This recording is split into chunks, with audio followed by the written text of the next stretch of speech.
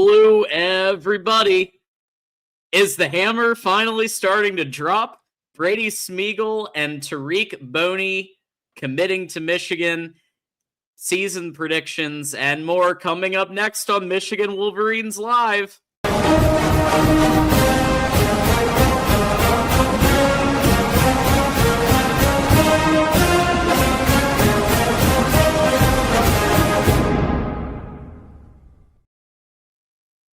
And here we go with another episode of Michigan Wolverines Live. Today's Tuesday, April 29th, 2025. My name is John D'Adamo, and I'm going to be taking you through the next hour or so.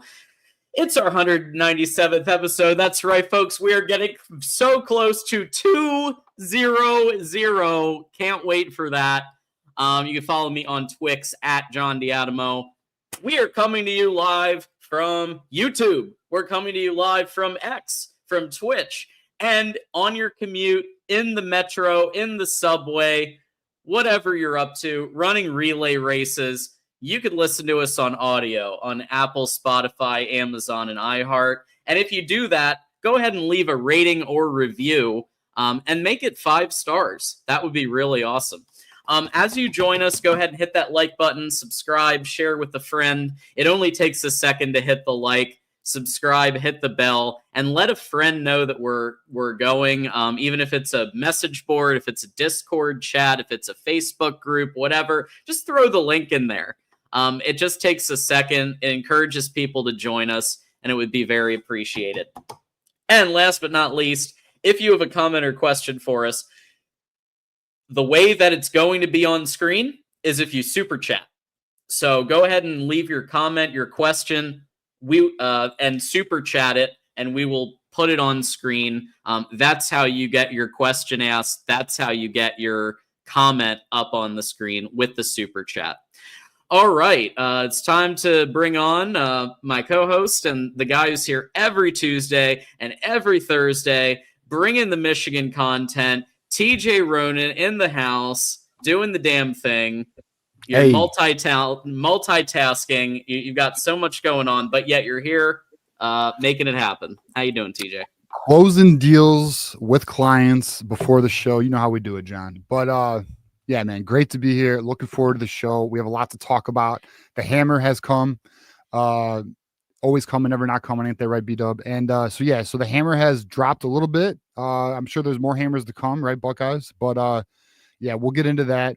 We obviously are going to talk about record predictions for next season. If you listen to our Sunday postgame show, you kind of already know where I'm heading. But regardless, great to be here. And shout out to Elijah. You don't need to slow down, bro. I know B-Dub, it might have been like that early caffeine in the morning, but just take it in stride, my friend. Take it in stride. So shout out to Elijah. Shout out to B-Dub. Looking forward to a great show today. Absolutely. So many people in the comments. We got Marmar. We got Russell Harris. Let's get it on. Go Blue. Tom reminding us of the Ohio State losses the last 4 years. Always appreciate that. We got defending the Natty. Moose!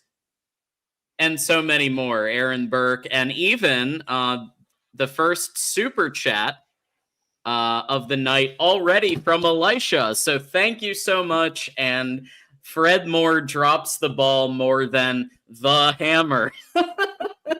Well, that hurts. That hurts me as a Fred Moore enthusiast and supporter. But he does need to start catching the ball a little more. I mean, he ain't wrong. He's not wrong right now. We'll see. Big opportunity for Fred Moore to avenge his drops on the spring game. Fall camp, man. It's all on him in fall camp. We'll talk about that. I have an interesting take on that position we will get into later in the show. Here we go. And the bull, but did he have drops during the spring game? Yeah, if you're asking about Fred Moore, he had. He did have drops during the spring game. Yeah. And it was very sad because I wanted him to kill it. And here's another. Elisha's going in. Let's ask Mark Rogers if he needs some extra hands on the network since Fred Moore and Samaj Morgan don't use theirs. You know what's funny is like if there's any new viewers to this podcast, they're gonna think we are the biggest haters of this team. We're just playing around. It's all fun. It's all love. We have to have fun with it. Yeah. You know, when your top receivers are getting three receptions for 30 yards, you got to have a good time. You know, so you know, all love. But I'll tell you what, Moose's comment. I wish that was a super chat. We could still highlight it though. That's another good one. Oh, sure. Fred Moore had more drops than the sperm bank. I feel like that's a GT. I feel like GT would. That would be a GT post. Yeah, that's a GT post. But yeah, shout out to Moose there. Amazing. Yeah, and in case Fred Moore, Samaj Morgan, or their families are watching this, please know that we read the super chats as they are. And we're rooting for you guys to do great things this season. So there you go. Now we do have a couple of things to ask you to consider. Obviously, we've got the Connor Stallions espionage tier of membership that the GOAT himself has encouraged people to check out. What's up, guys? Connor Stallions here. Appreciate you for being a part of the highest tier, the Connor Stallions team. Appreciate you. Go Blue. We need you dialed in this year. We got to make another deep run into March, ideally into April this year. Go Blue. And also, we're going for 5 in a row against the Buckeyes in football. And let's get back in the playoffs and win this thing again. Go Blue. Keep being great. Keep being great, TJ. Absolutely. You heard it from the legend himself. And I just want to say, shout out to the community, first of all. But second of all, why is the Pistons always on whenever we have a show? What is going on here, man? Like, what's up with that crap? Like, dude, Pistons were on when we were in Ann Arbor. Pistons are on when we have the post-game show. I swear, every time we have a show, the Pistons are on. It's absolutely wild we need stuff. The victory. Shout out to the Pistons. We need this dub. We need it. We need it. We're out. We're out. Can we just also thank so we have had a couple of new members, and Wolverine Peyton is a member of those who stay will be champions tier. Thank you so much, Wolverine Peyton. And it looks like your avatar is with somebody. It's Chase Winovich. He's at the spring game, bro. We were all there. He's the brother of that was formerly Chase. in Ohio. Oh, that's right. We met him at that's the alley, bar in the alley, or whatever. That's the Peyton. That is the brother of Wolverine in Ohio. Yeah. And shout out to his brother for recruiting him to us. Welcome to the community, brother. Welcome to the community. Love it. Thank you, Wolverine Peyton. And Elisha again found it ironic how Loveland and Grant went 13-10. That's a good one, right? That's funny. That's great. Just another little. Shit. That's nuts, dude. That's like an omen. I know. That's serious shit right there. All right. Well, shout out to Loveland and Grant. Shout out to Mason Graham for supporting Will Johnson when he was going through that fall. I don't know if anyone saw that video, but Mason Graham made sure to stay by Will Johnson's side until he got drafted. So that was pretty cool. Hell yeah. That's the culture at Michigan, man. I love that. I love that so much. Remez dropping 2 for my rant the other day. Remez. Hey, you're good. That is what this show is for, man. Like, if you guys got it on, if it is on your chest, let it out. We're here for that. You know, like a lot of what you said, Remez, I think a lot of people in the fan base feel. And, you know, I think the best analogy, and I did say it on Sunday, but I think it's just the best analogy I think as Michigan fans we could say is like, we look at this team like as if it was our own child. Like we just want it to meet its full potential. That's it. So we want it to be great, you know, and like, obviously we don't want to be the overbearing father, but this isn't an actual child. It's a sports team. So, you know, we're hard on the team. We just want it to be great because we know it can be. Absolutely. Looks like Marmar has re-upped his membership. So thank you for that, Marmar. Thank you, Marmar. Shout out to that, bro. I know you work hard for your money, my friend. Thank you. Absolutely. And a moderator and just helping us out. So we appreciate all that. So the hammer is continuing here. We've got this is a real Fisher Price hammer that I have found online. I was looking for if Fisher Price actually did have its own hammer, and I've got this one right here. So that is a legitimate Fisher Price hammer. If Fisher Price wants to sponsor the show, sponsorships at VOCFB. NCAA.com. We're here for you. Nice plug.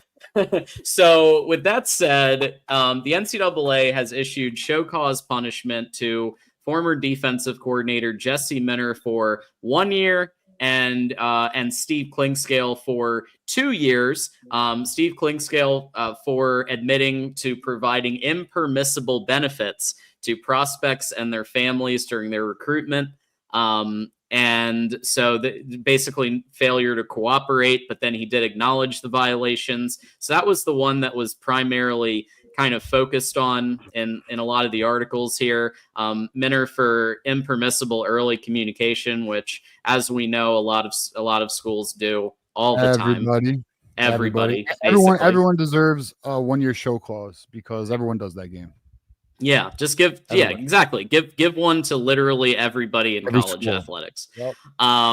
And so from what I understand, and there was some debate on this, but it does look like, especially because Minter was involved, who wasn't even on the team in 2021, that these two violations are part of the advanced scouting second probe. It's not part of Burgergate. We were looking into that. Like, was it Burgergate? Was it not Burgergate? This is a portion, it looks like, of, so essentially they're splitting off the punishments instead of announcing everything in one big chunk. This looks like it was negotiated kind of resolution for these two in particular. Right. Chris Ballas essentially said this means that they're done as far as the NCAA is concerned. They're good. This is their punishment, period. End of story. We still don't know, obviously, what Sharon Moore's going to get, what Jim Harbaugh's going to get. But I do think that it's a good question. Like, what is coming up next? And the answer is we don't really.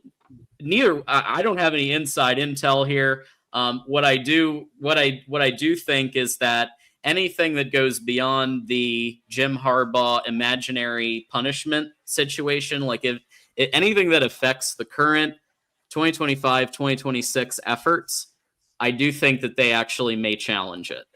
If it's anything related to previous team, especially Jim Harbaugh, who's never coming back to college, I don't think. He's living it up in LA, as is Jesse Minter. And so, like, any punishment that Jim Harbaugh, Jesse Minter, Steve Clinkscale, they're good. They're in the NFL. They're good. Yeah, I mean, this really is one of those things where the NCAA is just trying to make it look like they have some teeth. They know that these guys are going to be in the NFL. It means nothing. This means, does this affect Jesse Minter? No.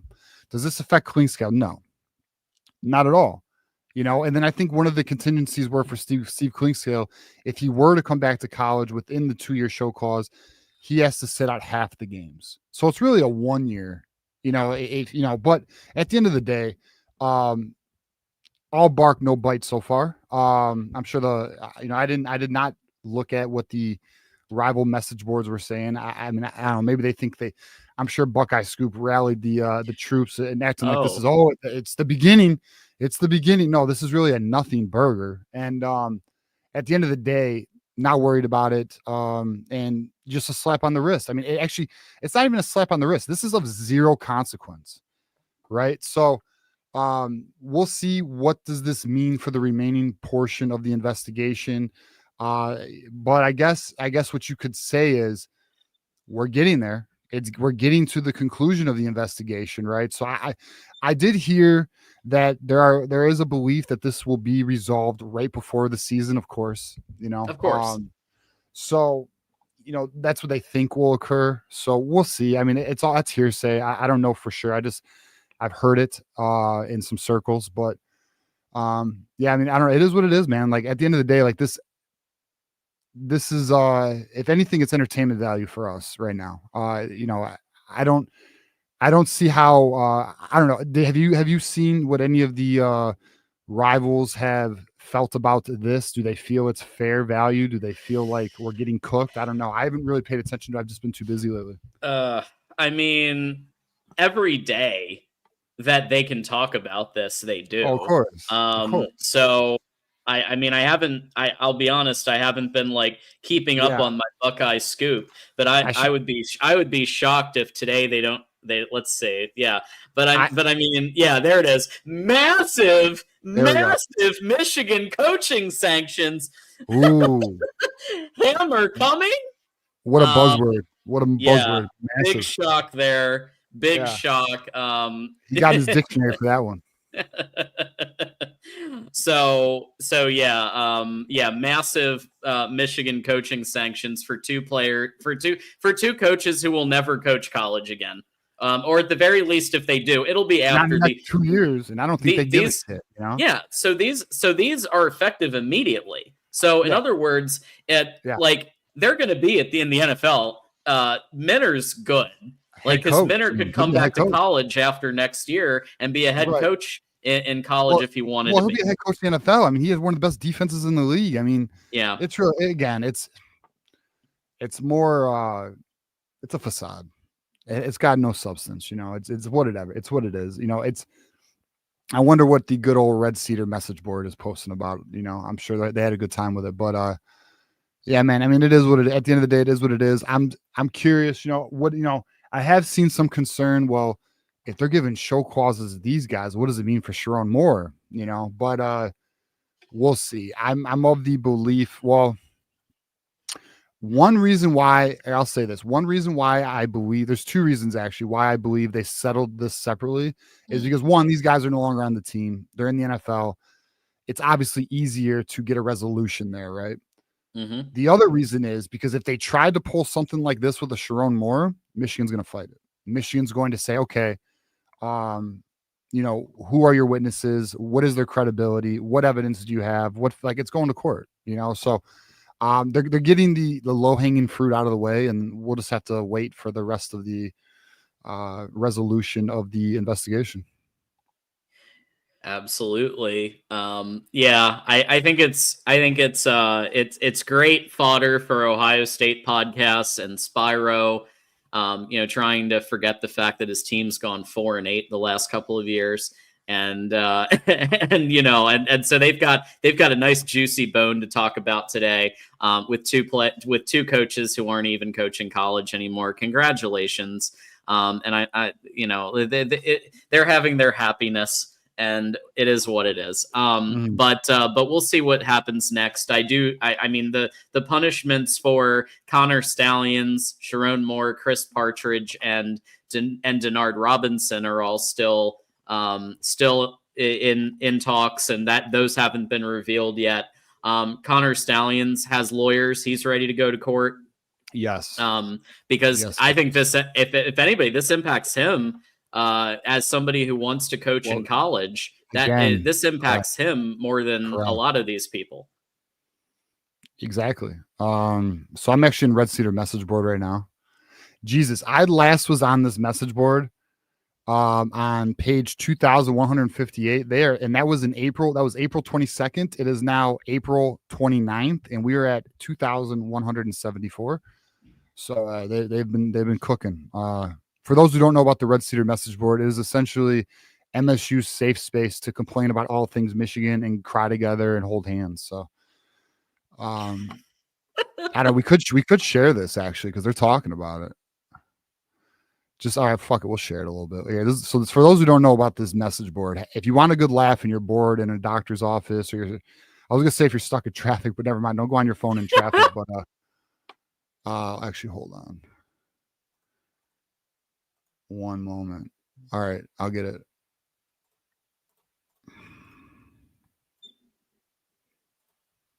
Oh, what the fuck? It kicked me out. All right, hold up. Right here. So if you guys want to go, it's right here. So let's see. What Stallions did is very unbecoming of integrity and conference founding of integrity conference founding institution. I can see why Moore was so upset. Let's see. To the people who think you can't punish the kids who are all right. So the people who think you can't punish the kids who are there now for the past crimes committed, do you think then maybe it would have been beneficial to have an open and honest media hold them accountable so they couldn't pretend none of this happened? They are just guilty as everyone else. Bunch of sycophant enablers, Yes. sycophant. Huh? Yeah, Jesus. sycophant enablers. I'm telling you guys, if you guys want a good laugh, you go to this message board. You go to this message board, and you just have smoke. Smoke a little smoke, drink a little drink, and have a good time. And by the way, you can. I'm about to get people in trouble. You can, because this is a free board. You don't need. This is not behind a paywall. You can comment on this board, but you will get banned. I promise you. I've been banned, so you will be banned on this board if you try to go to war with these guys. But it is a good time, man. Look at the bylaws. I mean, they can't get over it, bro. Hey, I thought Tuck was coming. Is that still? Tuck is. We're not wrong. Tuck was always coming. Right, B-Dub? Never not coming. Tuck was always coming. Oh man. All right. Just check his phone bill. Yeah. So couple of super chats here. Yeah, there he is. Always coming. Thank you, Bull. All the time. All right, we got some more super chats here. So Elisha's saying the 21 and 22 Michigan class will go down in history. Yep, I'm 100% with you there. Legends of the game. And another one, OSU crying about a cheater, but all they had to do was stop a simple inside zone. 21-22, we passed the ball a combined 10 times in the second half. Yeah, I mean, 2021, I mean, anybody who really watched that game, like, Ohio State just failed to stop runs up the middle. For the majority of the scoring that Michigan did, it was running up the middle in the A gap. Literally, that's on your D line to shut it down. Like that's on your D line. That's on strength and conditioning. That's on you don't have the horses to stop Hassan Haskins from just literally running it down your throat over and over. Nope. That's not signs. Like, it's wild stuff. Yeah, I mean, we're just lining up and playing ball. We just ran it. And you didn't have the people, you didn't have the mentality or the physical nature to compete in those games. And that's seen, we know this. Like, Ohio State, they won the Natty, okay. But when they are challenged physically, they have a hard time. Now, they did go on a crazy run in the playoffs. No one's denying that. You guys played good ball. It honestly, even from a Michigan fan, it was, you guys, it felt like after the second round, it was over. And I know you guys know that too. So, plus the playoffs were just kind of weird, with some of the teams that were in there because of the 12 team. But anyways, point being is, I mean, look, our team is built a certain way right now. And that is built to beat Ohio. We literally built our culture, our identity to beat Ohio State, and it's succeeding. It's succeeding, right? Once we were able to achieve that mountaintop, then we were able to achieve the other, which was the national title. Yeah. Because once we beat Ohio State, the only teams in the way were like the Georgias and the Alabamas and whatever. Well, we did beat Alabama. We did take out Washington. So, it's just kind of what comes with the territory. So we'll see if, although I'll say this, Ohio State's defensive line, especially the interior defensive line, is a question mark, and they know that. We should be able to take advantage of that this year. Absolutely. They have weaknesses all over because a lot of their talent went to as they remind us that they took, we got 14 people taken in the NFL draft. Well, how many did you get top 15? Yeah, I know. Mm-hmm. I know. And all right, so did you see Ryan Day's comments on their quarterback battle? What did he say? He was asked, does he have a starting quarterback? He said no. Yeah. I mean, even if I feel like he's in a situation where even if he did know the starting quarterback, he's not going to reveal that. Like, he plays Texas. Portal's closed. But, I mean, maybe so. Maybe it's coach speak. But we all know who's starting for Michigan. We all know. You know it. I know it. Ohio State knows it. Mikey. Absolutely. Yeah. We're back to that. We're back to. He's back. He's back, everybody. All right, y'all. So we're caught up on super chats. We do want to remind everybody, as we mentioned earlier in the show, you can sponsor at Voice of College Football, including this channel. by going to sponsorships at vocfb.com. We are cooking right now because vocfb.com is our new domain, not just for sponsorships, but we actually have a new website. I will be writing an article that I'll be submitting to our editor-in-chief, Matt Zemek, who many of you know from the USC channel at the Voice of College Football. He is the editor-in-chief, and we are pushing some really great content out there. vocfb.com, no off-season. And the best part is not only do you have articles from esteemed writers, but you also have a message, like a chat area where you can leave comments. And so, we also have that ability to do that. I've left a comment on the Michigan section already, so I've been playing around with that a little bit. And so check it out at your convenience. Voice of College Football website is live for everybody to check out. And within the next couple days, we'll see how quick we can get it edited and published. The 5 spring game takeaways article that I'm putting up. And so yours truly will contribute every now and then when I think I have something to say. You might see John D'Adamo writing a little bit for the site. Now we got to put you on the writers tab. That sounds like a great crew to be with. So, yeah. Hey, Elisha, random, but I kind of feel bad for little brother. When will it be a top 10 matchup again? They are selling their birthrights for a 4-star. Yeah, they're kind of down bad, aren't they? Ever since the Mel Tucker stuff happened, like the last couple of years, they've been. It's gonna get worse. It's gonna get worse. It's gonna get worse. I'm telling you, it's gonna get worse. They're not recruiting well. They don't have the resources. There's not the full backing of the regions, donors, and athletic department. It's good for us, though. I mean, it keeps the state. Who was it? Oh, that's who it was. It was the head of Sound Mind, Sound Body just said that essentially there's just no comparison between Michigan and Michigan State right now, which is major because Sound Mind, Sound Body has the top athletes in the state go there. So, yeah, I mean, it's just we should have a pretty good run. I know you shouldn't say this, but I am the type to say it. I feel like I don't see us losing to them in a long time. I just don't see it. Clip it, save it. I don't give a shit. I just don't see it. And I do, even though this is a super chat, this is a Doreen chat, and that counts too. Doreen's one of our moderators. We got to hang out with her in Ann Arbor. Actual Buckeye people came to brave the hornet's nest, and Doreen and her husband came. Her husband was in full Buckeye gear. And everybody, for the most part, from what I hear, everybody was pretty nice to them.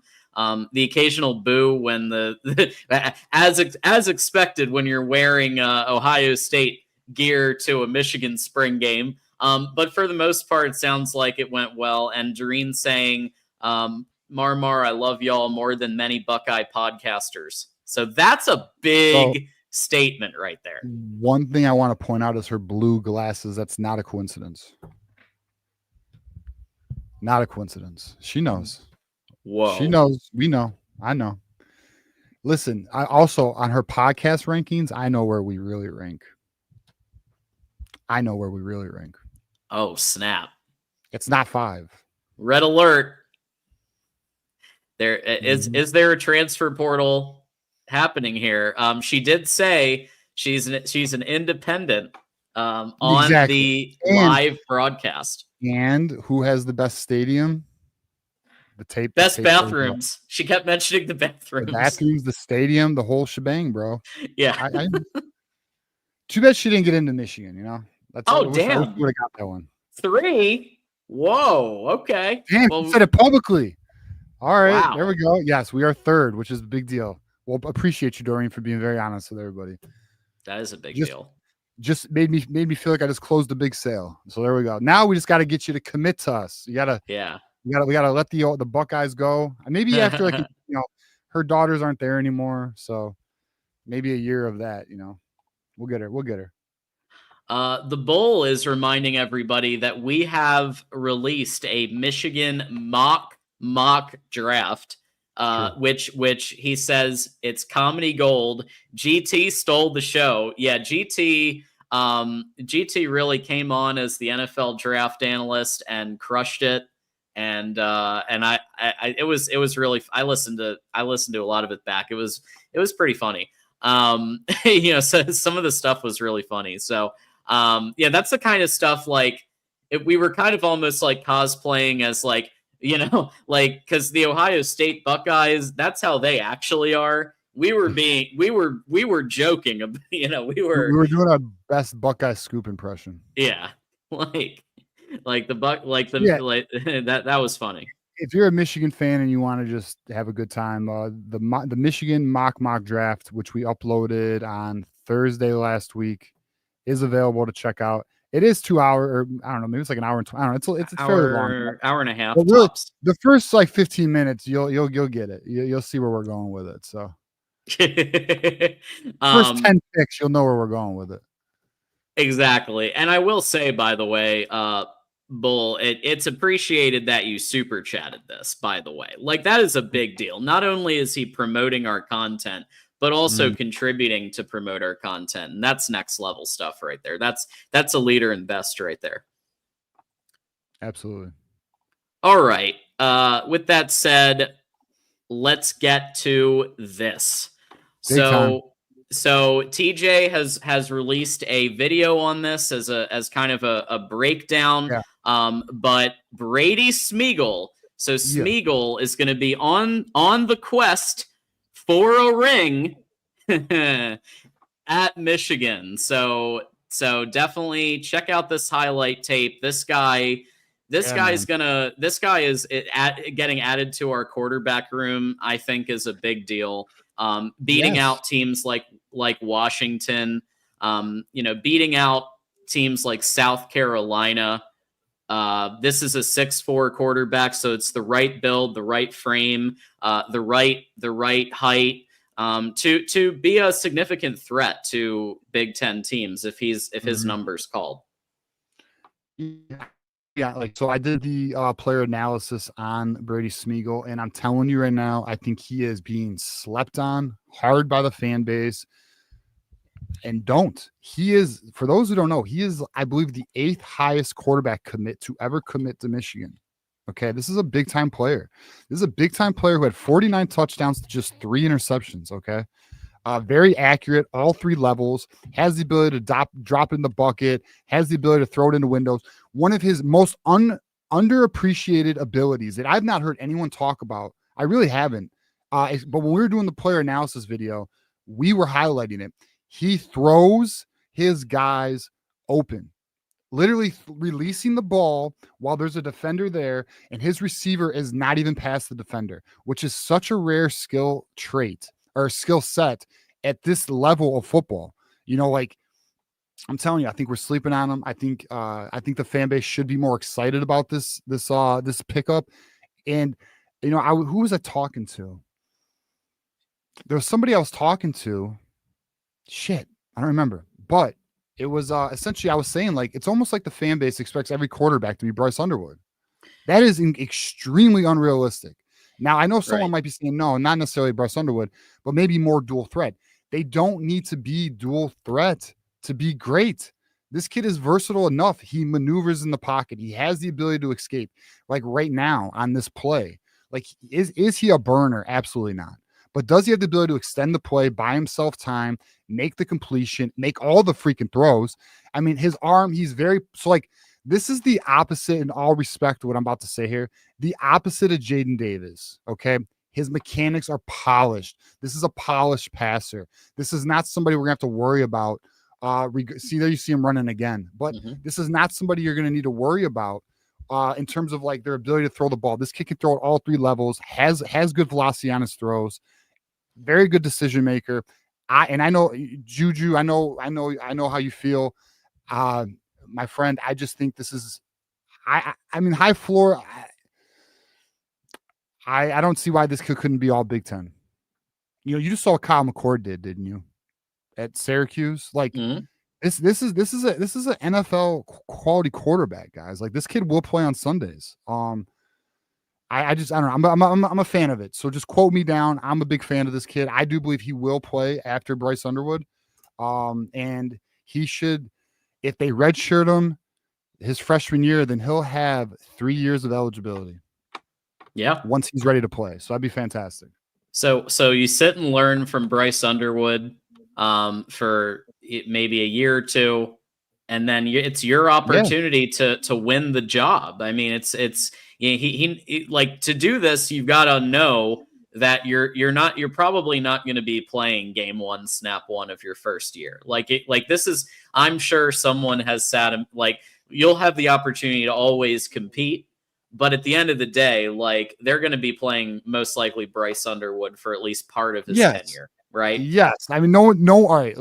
No one is saying that he will unseat Bryce Underwood. That's not happening. Yeah. But he will get those minutes where we're up 30. You know? Absolutely. I'm telling you, man.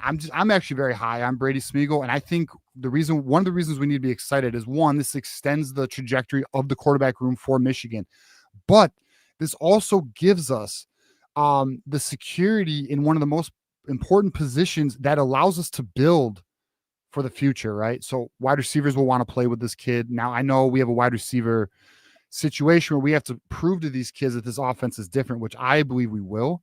Mm-hmm. But at the end of the day, this is only a value added addition in a big way. I really think it's not being praised enough. I don't think it is being praised enough what Chip Lindsey did here. This kid is the 8th or 7th best quarterback in the nation. And I do know he has dropped in the rankings. He was formerly a 5-star. I'm aware of that. Mm-hmm.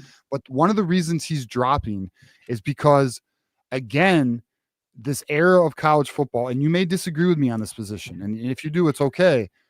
But this era of college football is valuing a dual threat quarterback over more of a traditional quarterback. But you can win with a traditional quarterback, like you can, and he has more. And he's not a statue though. He's not Cade McNamara. I'll just throw it out there. He's not Cade McNamara. He's not a statue. He can extend plays. He can buy himself time. Like he's so I don't know. I'm actually really happy about it. I think Michigan did a really good job here.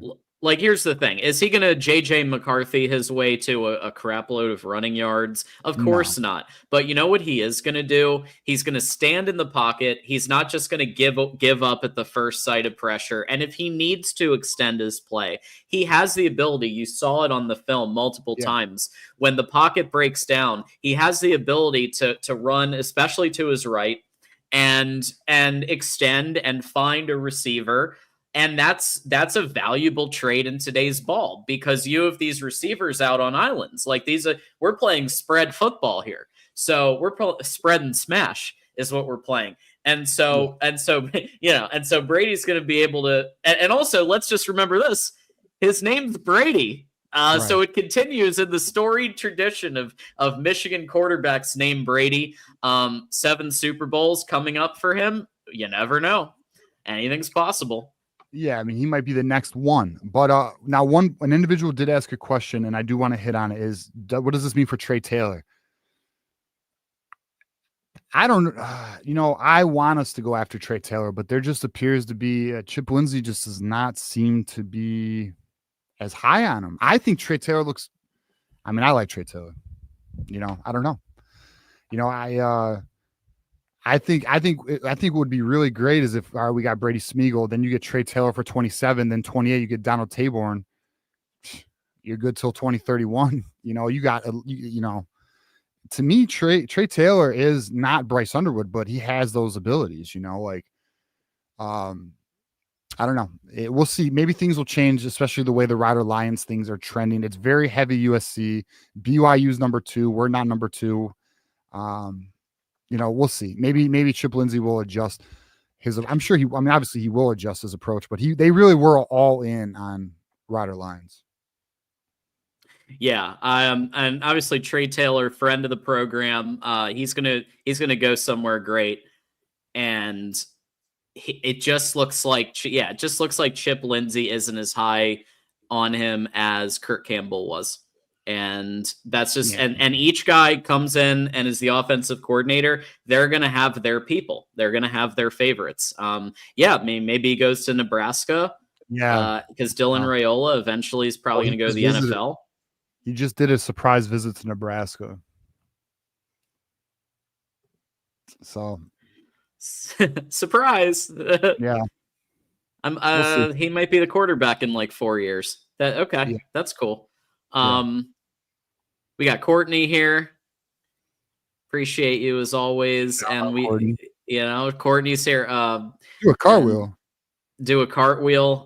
That'll if Michigan wins another natty, we'll look into it. We'll No, you have to now. You have to.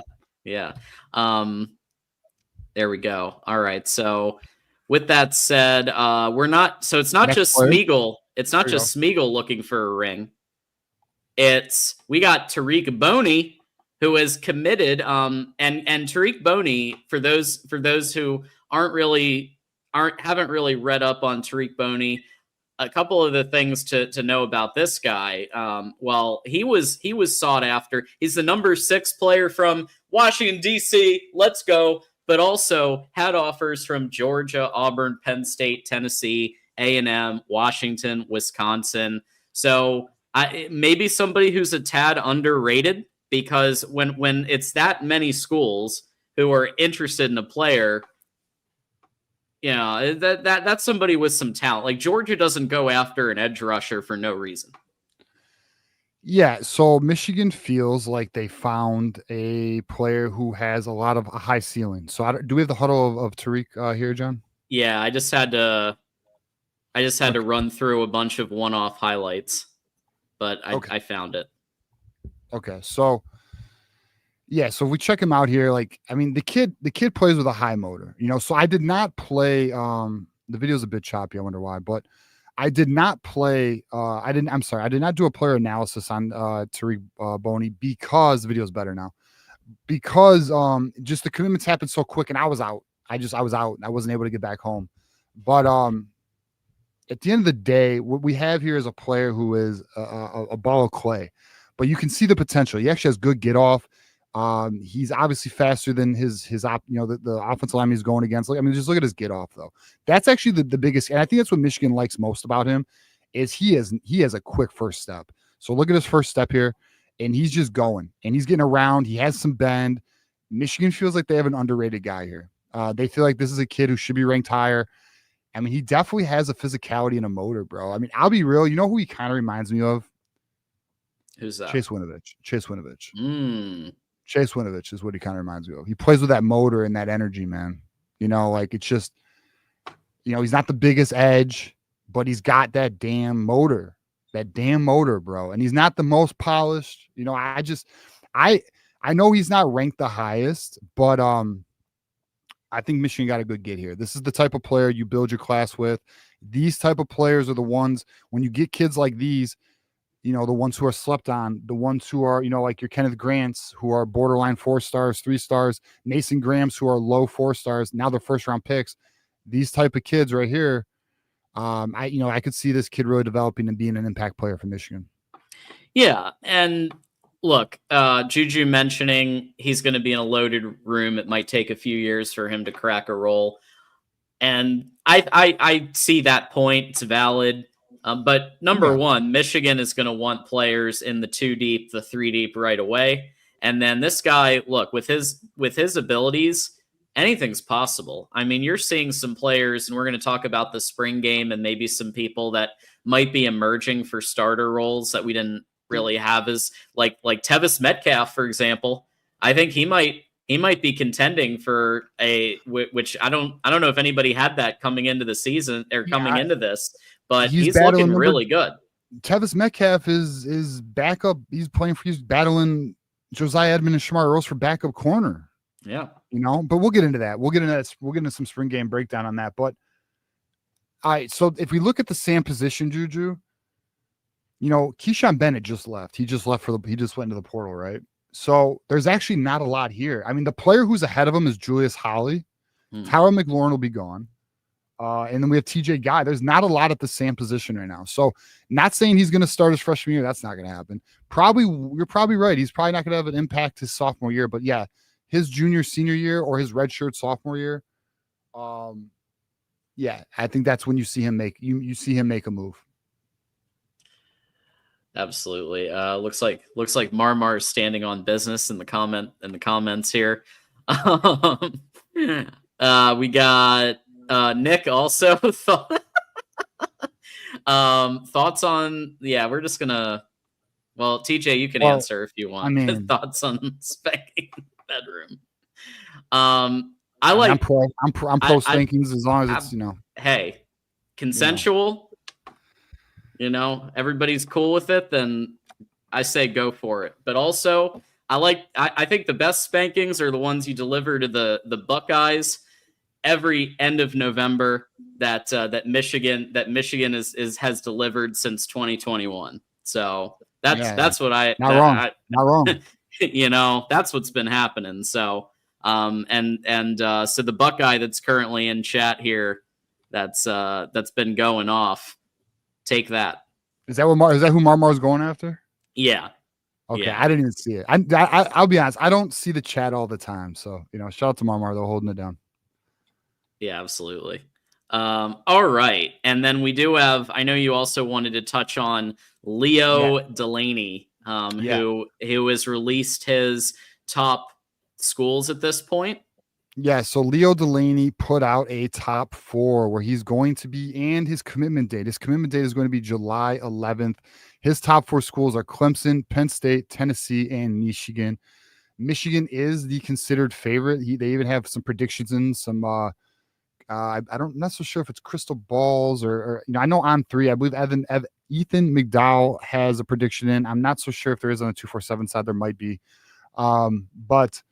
Long story short, the top 100 interior offensive lineman, Leo Delaney, is currently projected to go to Michigan. He is going to go through his 4 official visits, and he's going to make a decision. I think Tennessee has the last visits, which you never like that, especially Tennessee, right? And shout out to Towns Health Service. But appreciate you, man. Actually, you know what? I think that might be our highest super chat we've ever gotten. So shout out to you. Appreciate you, brother. But yeah, no, Leo Delaney. This. If we look at what Michigan's trying to build with this recruiting class, right? We already have Bear McWhirter. They're trying to get Malachi Lee. So if they can get Leo Delaney, you get Malachi Lee. Who is it going to be for that final spot? Is it going to be Zayden Krempin? Is it going to be who's the other guy they're after? They're after. Let me look at my sheets. Could they potentially go after Darius Gray, the other top 100 interior offensive lineman? Michigan's made a good play there. I mean, the kid out of Texas, people thought it wasn't possible for Michigan to pull him out of Texas, but I think he's out of Texas. I want to make sure I'm not confusing that. Let me just double check. But I do know Michigan is in a good position with him so far. Michigan's done a good job here.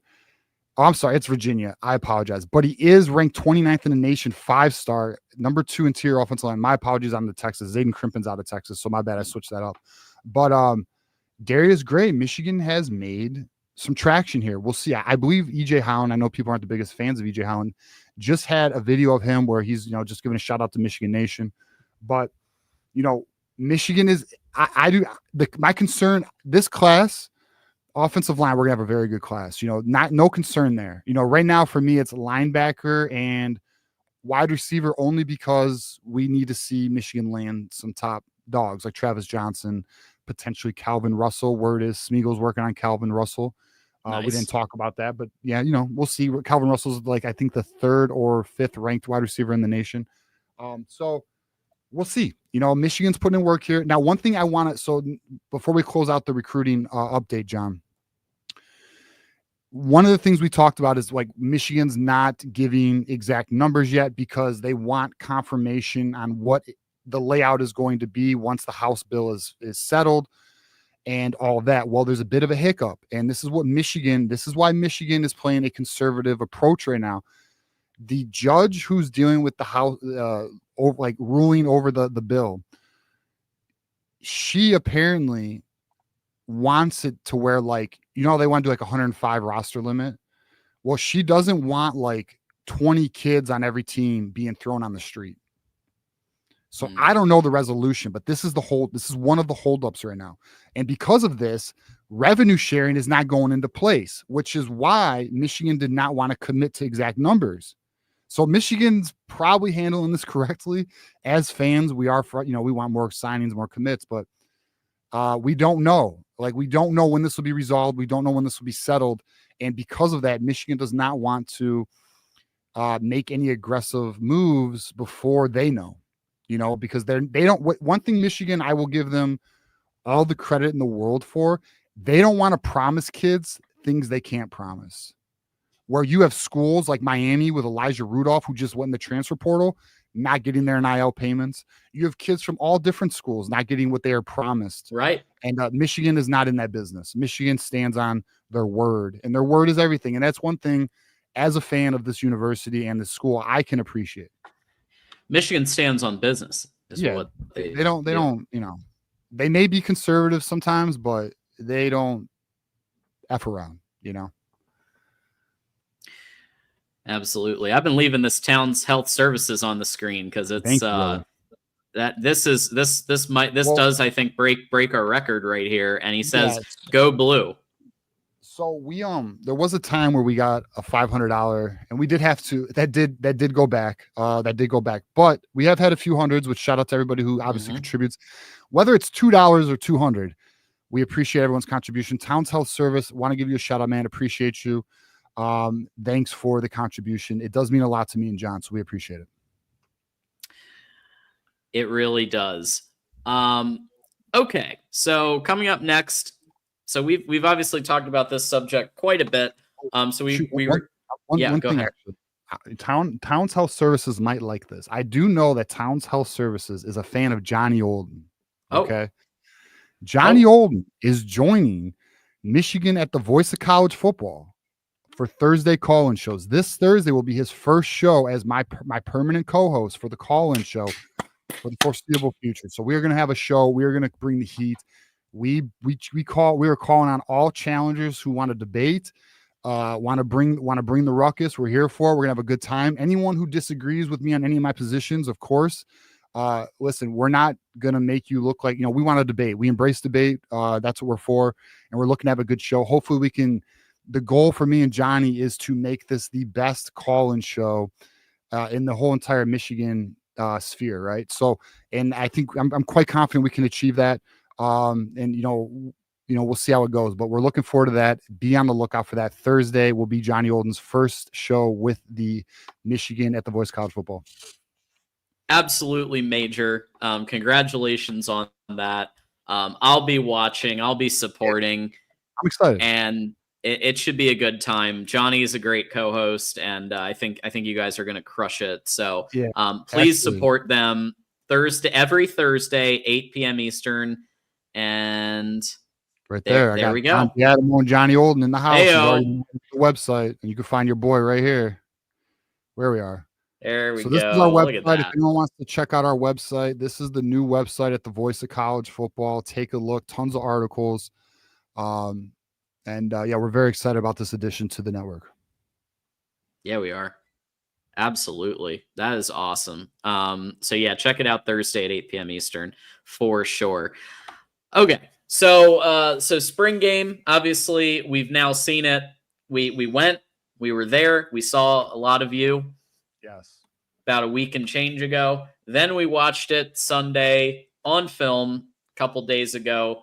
And so the question that I've got two questions kind of as final wrap-ups from what we saw. And the first one really is kind of compared to what we had on the roster as like projected starters coming into spring. And now that we've had the spring game, do we see any players that we didn't really have on our radar or that weren't high on our starter projections that have shined, that have kind of taken an unexpected step that we weren't anticipating? Yeah, I mean, well, I'll tell you the biggest one for me is I have a new Z. Channing Goodwin, I think, is going to be the Z. There was rumors out of camp that Channing Goodwin and Bryce Underwood were just vibing. They were just on the same page, right? Well, we saw it in the spring game. We saw the same connection in the spring game. It is my opinion that it's going to be Donovan McCulley in the X. I do have Samaj at the Y. We'll see how that goes. I know Elijah loves that one. And then we got Channing Goodwin at the Z. Now let's leave a reminder. Anthony Simpson will be joining Michigan in June. So he was a big addition out of UMass, competing for the Y position. So that's what I have. Now, maybe I'm wrong. Maybe Fred Moore earns it in fall ball or fall camp, and then going into the season, it'll be Fred Moore. But right now, I have Channing Goodwin at the Z. I'll let you. Do you have any guys you want to name before I give off some other names that I think made some noise? Yeah, no, I'm with you on Channing Goodwin. I think that those two have some really good chemistry. I think that Babalola is somebody you're going to have to look at for a starting lineman role, either probably left tackle. And so Elisha does agree with you on Goodwin that Goodwin should start over more, otherwise shut the program down. But the line, I think, is also something worth talking about, where Hatar's going to be coming in. Yep. But I think Babalola looked really good in run protection in the spring game. Pass pro needs work, but like we said, he is young. He is a true freshman, but Sharon Moore himself has said he's competing for the left tackle, which is a big freaking deal as a true freshman. Yeah, and I mentioned this on Sunday's post game. I think Michigan has. So for those who are not familiar with the Detroit Tigers, which, by the way, number 1 in the American League, shout out to the Tigers. Scott Harris has this rule where he doesn't want to block rising prospects. So he will not sign a third baseman. He will not sign X player at a certain position because he doesn't want to block their trajectory. It is potentially possible that Michigan does not want to block Andrew Babalola's trajectory to left tackle, which is why they did not go in and spend the amount of money that it would cost to get a 5-star recruit to just get an average left tackle, because that's what it is. An average left tackle is going for the price of a 5-star offensive tackle. So that's unless you're Tennessee and you want to throw $2-3 million at a kid. But anyways, but yeah, so that's just maybe what their approach is, and I think it does make sense. But I will say, and I know people will agree, and we talked about this on Sunday's show. At what expense? Bryce is young. We want to make sure he's protected. What is that? But we're gonna have to we will have to trust the coaches on this. I mean, they are in practice every day, and I know we went through that last fall with the whole quarterback fiasco. We trusted the coaches, but we are gonna have to trust the coaches here, and we'll see how if Andrew Babalola does earn that position. Because what we have, John, is we have Evan Link, Brady Norton, and Andrew Babalola battling for that left tackle position. And Elijah Bowman asked about Lawrence Hatar. Lawrence Hatar will be joining Michigan in June, and he is projected as a guard, but I mean, I don't see why he wouldn't be in the rotation in terms of trying to be a part of the best starting 5. It's potentially possible Lawrence Hatar competes at the right guard position with Nathan Afobe. Right now, Nathan Afobe is the starting right guard, but we'll see, because what Sharon Moore has said is Giovanni El-Hadi, Greg Crippen, and Andrew Sprague are set. Those are the 3. It's the other 2 positions, right guard, left tackle, that are up for battle. But I do think Nathan Afobe's holding it down at right guard. But we'll see if Lawrence Hatar can make it a competition. But that left tackle spot is the one we have to watch. That's the position that is probably our biggest hole on the roster. It's also worth noting that Evan Link did say that he's cross-training at guard. So I think that may be partly in case during the season there has to be a shakeup. If someone goes down, or if there's just a deficiency somewhere, then he could fill in at guard. But that's another option if someone else beats him out at left tackle. There's also the 6th lineman option, right? Because Michigan will still run some 12 personnel. They're still going to run some 6 lineman sets. I don't think it's going to be as much as you're used to. And by you, I mean everybody here that's been watching the 6 linemen and the 7 linemen smash concepts. They are going to spread it out more, but Keep in mind there is that 6th position too. So we'll have to watch out for it all. No, for sure. The swing position. The other players that I think made some noise and moved up the depth chart, and we all know this, Bryson Kuzdo. Yeah. Seriously though, like RB3. I mean, I rewatched the game, and he gained tough yard. There were some times like he gained tough yards. It wasn't like he was just running through an empty hole. Like he had to fight for some of those gains that he made. He did have the one run where he did fall, like he tripped himself up, where if he would have just kept going, he could have had a big gain, but maybe he's ready. I don't know. So he's, I think, maybe at RB3, battling with CJ Hester and Micah Capana. I will see there. We'll see there. And then the other one is Tevis Metcalf, man. Yeah. I think Metcalf, bro, he was on the hips. He was great in coverage, making plays, pit bull mentality, like I talked about when I first saw when I first did his player analysis in December. I really liked him, man. I thought he was being slept on. Yeah, I could see both Metcalves as starters. I know. Well, I already had TJ Metcalf penciled as a starting safety. So I just think Tevis could be. I think our backup corners might be Shamari Rose and Tevis. Maybe Josiah Edmonds getting in that battle. I mean, not maybe. I think Josiah Edmonds actually played pretty okay too. We'll see though. But that's really the other one is Trey Pierce. I think, so I think Trey Williams and Trey Pierce are going to battle for that 0 tech position. But that's going to be a battle. That's one we're going to be paying attention to going into camp. But other than that, I think things are kind of set. Actually, hold on. Jeremiah Lowe at Nickelback, huh? He showed out. He showed up and showed out. He was a slept on. I'm gonna tell you this. I will call myself out right now. When Jeremiah Lowe committed to Michigan, I did not. I gave the Juju response. Next, all right, that's cool, But shout out to Jeremiah Lowe because he showed out. He played very well in that spring game. Yeah, he did. Elisha making a comment. Link needs to lose weight or go to right guard because he's too slow at left tackle. Spring roster has him at 331. He don't need to lose weight. He needs to go to guard. He is too slow at tackle. He was getting beat. He doesn't have a quick first step. He does not have the ability to get outside to block the edge. Like he can't get to a spot quick enough. But I know there's someone watching, but the Auburn game the Alabama game and the Ohio State game, I don't know. I know he did play great. But he just, what I saw in the spring game is exactly what I saw last year, the first 7 weeks, a damn turnstile. So I don't know. I just don't think he's the answer. I don't, but let's prove me wrong. That's fine. I want to be wrong. So. Absolutely. Tevis Metcalf, Elisha says needs to go to nickel. Very, very physical. Yeah. I mean, he could play a couple different roles in that secondary. He's got some Amik Robinson in him. Like he's got that dog in him, bro. Like he's really physical, aggressive corner, man. Yeah. I feel like he's got almost like he plays like he has a chip on his shoulder. Yeah, he really does. And it shows. Like, watch his huddle tape. If anyone wants to learn more about the kid, watch his huddle tape. Is out of high school. I don't know why he was a 3-star. He don't look like a 3-star to me. Yeah, I can't wait until had to be a size.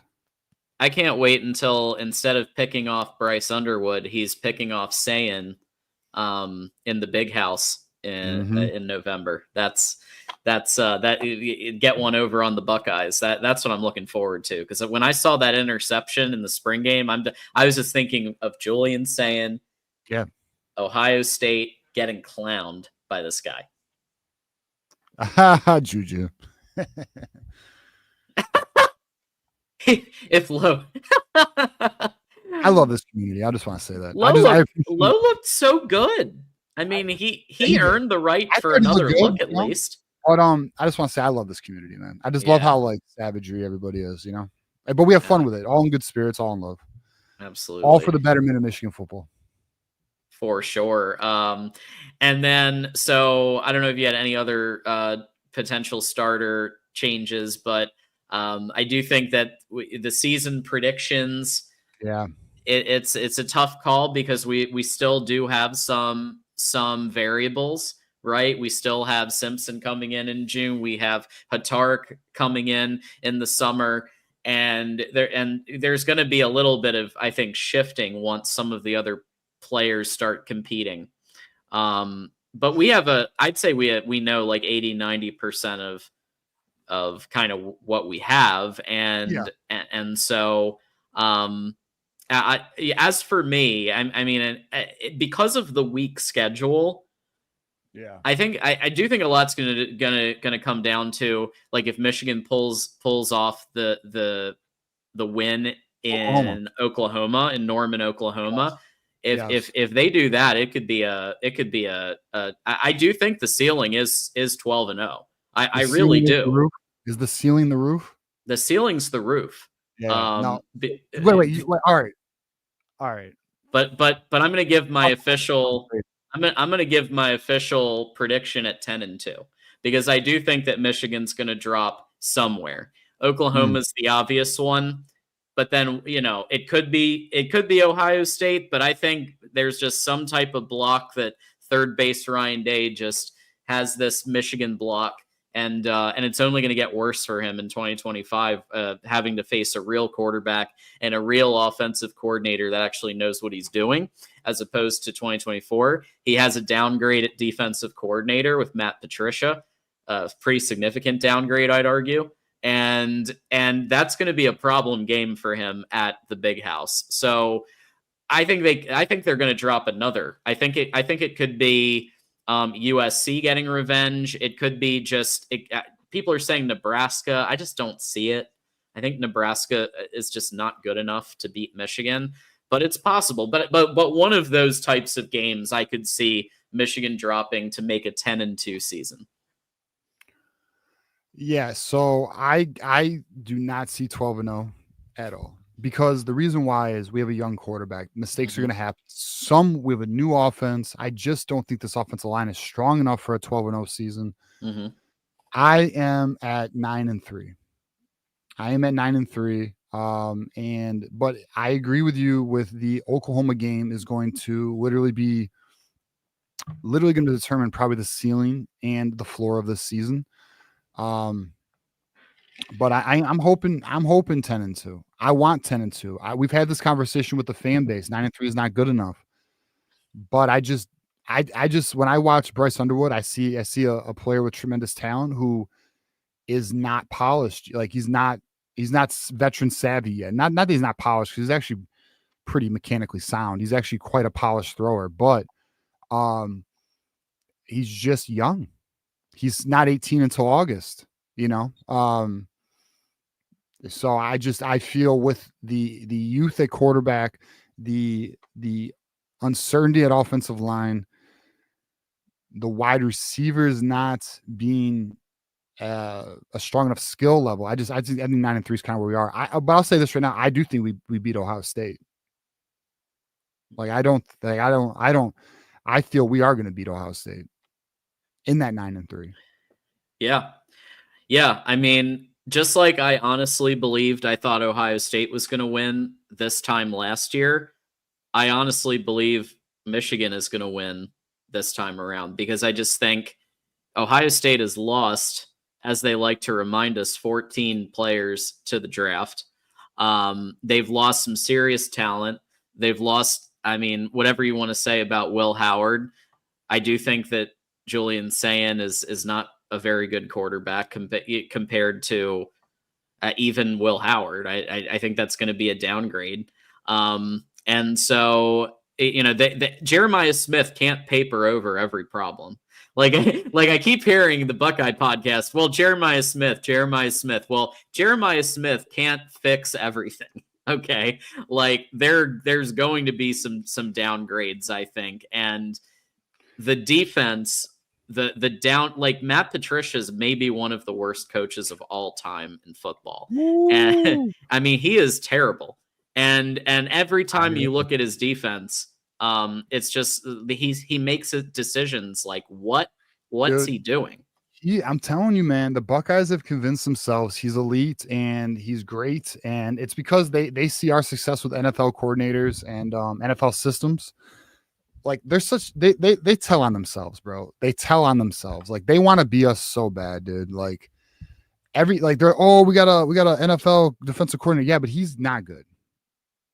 He's not like he is bend but don't break. He does not apply pressure. He doesn't send a lot of sacks. Yeah, he doesn't blitz a lot. Like I'm telling you, he's gonna drive that fan base nuts. And it's gonna be very enjoyable to watch. Yeah, I can't. It's gonna be great to see the sideline blow ups and things that happen over there. We'll see, man. I mean, I will say this: it does appear, I will say this, that Patricia has gone into this with an open like approach, where before he was stubborn, which was one of his biggest issues. He does appear to be. Now we'll see if he's stubborn with his play calling, because Wink was in the beginning, right? Wink was very stubborn in the beginning. Okay, so like I'm willing to acknowledge these realities, and I will say I've noticed Patricia seems a bit more open to new, but I don't think it's going to change how he calls games or his schematic approach. And he runs like extremely complex defense. If we thought Wink Martindale's defense was complex, this is way more complex. There's way more reading and reacting that these DBs are going to have to do on the back end. It leaves so many gaps open. Professional NFL players had trouble picking up this defense. Now, I do think he'll simplify it to an extent, but yeah, I'm telling you, man. I'm telling you. And I get it. Caleb Downs is a good player. I get it. Yeah. But I'm telling you, like, dude, he ruined Quadre Diggs. He ruined Darius Slay was begging to get out of Detroit, man. Darius Slay's Pro Bowl corner. Like, I'm telling you, man. Yeah. So in any event, there's people saying it's interesting because I'm seeing both sides in the comments. One side saying we're becoming like Ohio when we're expecting lots of wins, and then the other side saying 9-3 is unacceptable. And I think the truth is somewhere in the middle. I do think 9-3 it would be disappointing when you have Bryce Underwood. Like I think like at least get to the first round of the playoffs. And because it does drive me crazy, I will say this, when I see some people already kind of in some of the message boards being like, hey, this is Bryce Underwood's learning year. He's going to make we're going to drop some games and make some mistakes. And that's also the defense of not picking someone up in the portal was like, well, this is a learning year for everybody. And it's like, no, last year was the learning year. That was it. That's all you get. Jerome does not get another year of what happened last year. You know, they have made their bed. They're going to lie in it. They have decided to not pay a premium for an elite wide receiver, not pay a premium for a left tackle, whether it be average or not. Bro, like 8-5 is not. I'll tell you this right now. I'm at 9-3. I can live with 9-3. I can live with that. 8-5, don't do it to me. Don't do it to me. That's going to frustrate the hell out of me. And if that frustrates me, I'm way more patient than a lot of this fan base. This fan base is going to be pissed. Yeah.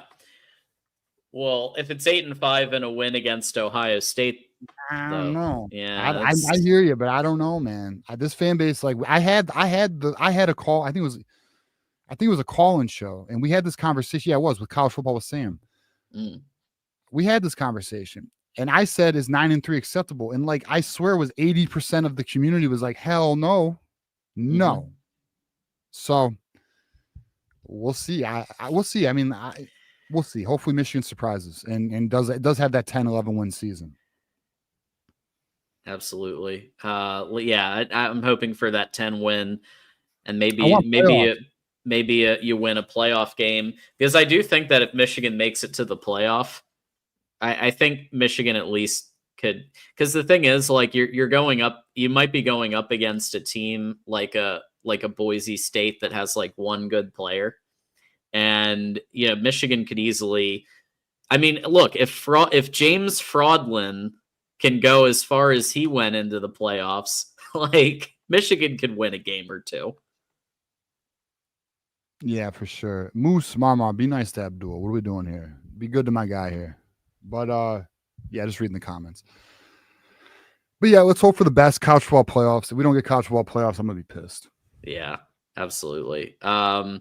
This is funny. Lowe had more catches than Morgan and Moore combined. Hey, I don't think you're wrong. I think let me check the stat. Let's check the tape on that. He's not Let's wrong. see. Moore had 0. Samaj had 0. Oh my God. You're Did not Samaj wrong. have 1? Did Samaj have 1 or was 0? Samaj had 0. Yeah, all right. Legacy game. Yeah. Fred Moore and Samaj got targeted twice, 0. Bro, think about yards. this. Think about this. Fred Moore and Samaj were on Underwood's team, weren't they? Fred Moore was on it. Was on Underwood's team. So think about this. Did not get a catch against some of these dudes were backups. Mm-hmm. And you got Bryce throwing you the ball. Yep.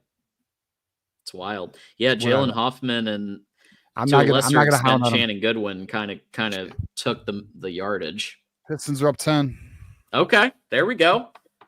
We need it.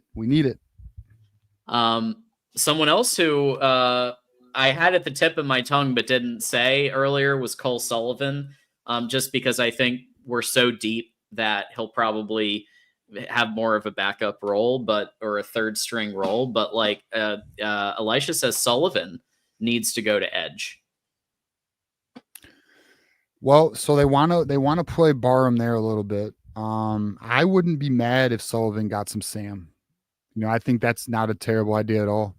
That's a way to get him on the field. I mean, it was Brian Jean-Marie, I believe it was, who said there are days where Sullivan is one of the best players on the field. It's a big deal. Yeah, that's a big deal.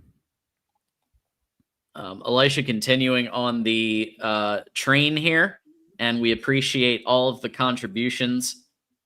2025 OSU room is not as scary compared to 2021.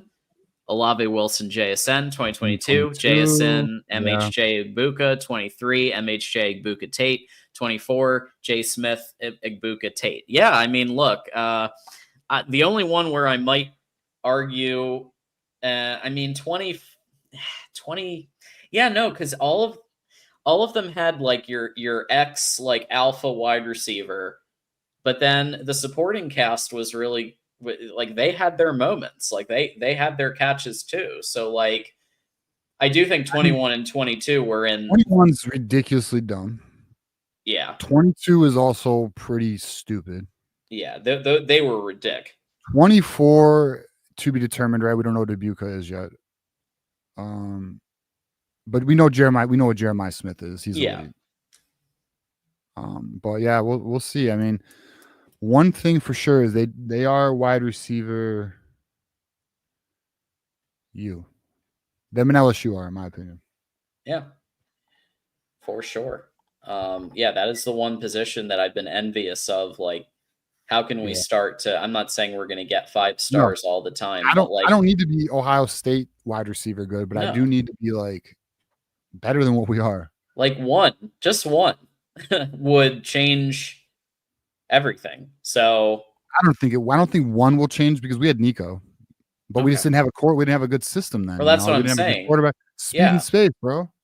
Yeah, that was Josh Gaddis. That was a whole different universe compared to Bryce Underwood, Chip Lindsey. I mean, Chip Lindsey has established himself as a legitimate offensive coordinator and quarterbacks coach, I think. Yeah.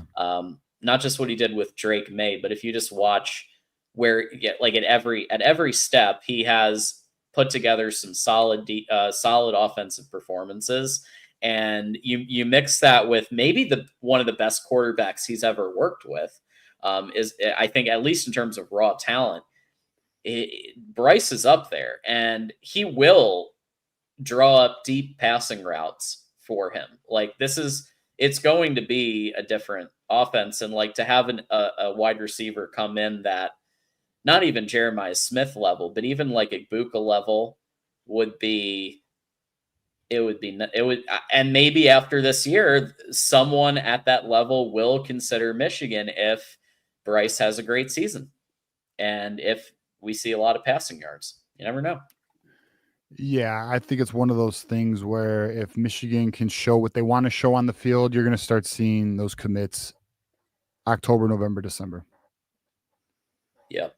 And I'm talking the elite alphas. That'd be sick. That would Yeah. be.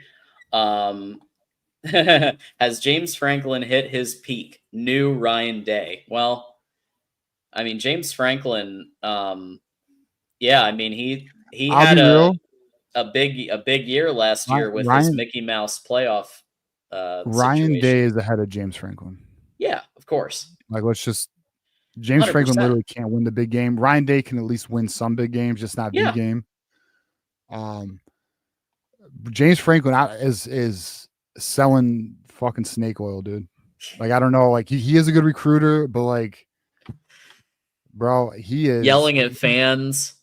Yeah, you see that? What, his own school's fans calling him out. That's hilarious. Yeah, Drew Aller is gonna have another disappointing year. Yeah, I do think so. He might be, because Bryce is still so young, he might still be the best quarterback in the Big Ten, though. Like, well, that's what I was just gonna say. This is a down year in college football. A lot of teams lost a lot of their elite talent, and like there's like it's gonna next season's gonna be an interesting year. It's why it kind of sucks because like it really is for the taking. Like I wish Michigan just solidified those 2 spots, but next year is gonna be a down year. Penn State might be pretty damn good, but some are saying number 1 team in the nation. The reason why I can't say that is because they're just gonna choke. You know, yeah. I can't fathom. Like, wouldn't it be something though if like it goes Michigan, Ohio State, Penn State for natties? That would be cool. James cool. Franklin That'd be just disgusting. Wait, what? That'd be disgusting. Michigan, Cool. Ohio State, then Penn State. Penn State. I wouldn't want to see Penn State. Well, I would want to see Michigan win it. No, we already won though. Yeah. So it was Michigan in 23, Ohio State in 24, Yeah. whatever, right? And then 25 is going to be Penn State, right? Potentially. I would rather Penn State over having to deal with Darrell MVP on the main channel talking about how the SEC is awesome again. So really, you'd rather Penn State over an SEC school? That's interesting. I'd rather SEC. Okay. Yeah, I mean, I'm not like super rah Big Ten, but I do. I have to deal with the SEC people over on the main channel, and it's finally they have started to admit that the Big Ten is at the SEC's level, and it's taken years to get them to that point. And so, if a Big Ten school wins again 3 years in a row, then that's a pretty solid argument that the Big Ten is the best conference at that point. But I would rather see Michigan. I want to see Michigan win another natty. So yeah, no, I agree with that. We really blew our 10-point lead. Son of a bitch, dude. Damn. Anyways. Elisha says Michigan is going to muddy up the Oklahoma game. Yeah, well, that's going to be our way to win. You know, we're going to have to play physical ass football. We're going to have to punch them in the mouth. Their defense is their weakness. So yeah. You know, we got out physical. Watch what we did in the Alabama game, and I think that's pretty much the blueprint right there. Exactly. Actually, especially if it runs, if it rains, then raining benefits Michigan. Pretty much all, since it just reference back that 2019 Notre Dame game when Michigan just took them to the woodshed, and it was raining. Yeah. All right. So that brings us up to super chats. And so just a reminder for everybody that we do have the 2 shows every single week that we bring to everybody.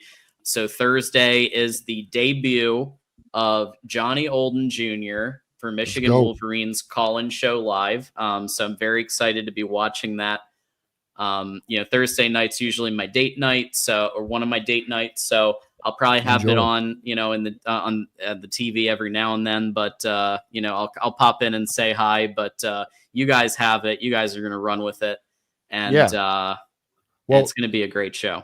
Man, you already know I've told you this off air, but obviously open invitation whenever you want to join us. But we're going to have a blast. I mean, the whole, I've been trying to figure out who can I have join me on that show that will amplify this channel and just take it to that next level?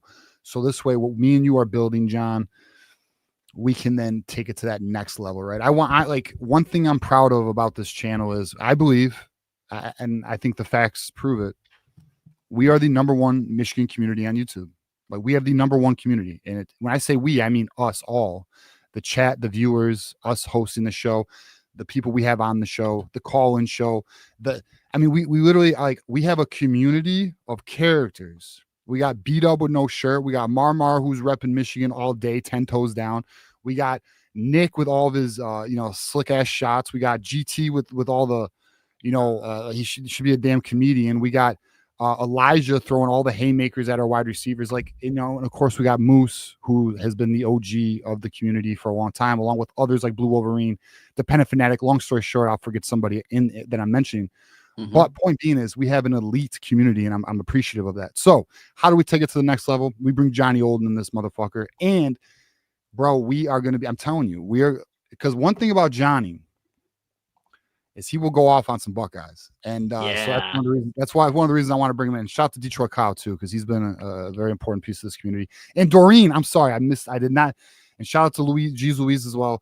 Doreen, you are our favorite Buckeye, soon to be Michigan Wolverine. But long story short, man, we have the #1 community for Michigan football on YouTube. We're proud of that. I'm proud of that. So let's just keep building it, because we're not done. Like that's the thing too. Like even as good as this is, for example, John and I are about to have a very, very cool guest for I got their email. I will be contacting them. They're interested in doing an interview with us. And I'll just say it's a current player. And for one of the top 2 sport programs, I won't name who it is or anything, but we're excited to have them on, man. So like that's the type of stuff I'm talking about. Looking to keep building this and taking it to the next level and building it with you guys. So shout out to everybody who's a part of this with us. Absolutely. So Detroit Kyle saying, "Go Blue, fellas." Appreciate you, Detroit Kyle. Also a YouTube member with the 5. Go Blue. So yeah, let's give kind of any final thoughts we have. Obviously we've got the show Thursday, but you can follow us on X. We'll give our football takes, but we'll also give non-football takes sometimes. And, sometimes I'll share some things that I'm learning out at my conferences when I go traveling, and you never know what you might get on my X. So, so check it out, at John Diadabo, at TJ_Ronin. Yeah, you may get my occasional shot at LeBron James, like I took one today. So, I'll try and chill on it, but sometimes I can't help it. You might get a LeBron, a LaFlop James take. You never know. Yeah, you may get one or two from time to time. And so as we wrap up, we do want to remind everybody to click the Amazon link. So the Amazon link, it just takes a second. Doesn't cost anything extra. So if you're already doing your shopping on Amazon, this is a way to support Voice of College Football. And we're going to leave you with a note from our founder, our video from Mark Rogers on the Amazon link. But until next time, go Blue, and we'll see you all soon. You can make a difference here at the Voice of College Football. Use the Amazon link. Financially contribute to the Voice of College Football without spending a penny. Same shopping experience. It's easy. Go to any video on any channel. Go to the description section and grab the link right next to the capital letters that say Amazon.